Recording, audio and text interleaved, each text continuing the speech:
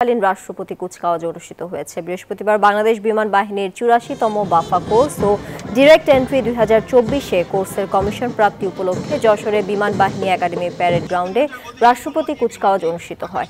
প্রধান অতিথি হিসেবে উপস্থিত থেকে কুচকাওয়াজ পরিদর্শন ও সালাম গ্রহণ করেন বাংলাদেশ বিমান বাহিনী প্রধান এয়ার মার্শাল হাসান মাহমুদ খান। তিনি গ্র্যাজুয়েটিং অফিসারদের মাঝে ট্রফি এবং ফ্লাইং ব্যাজ বিতরণ করেন।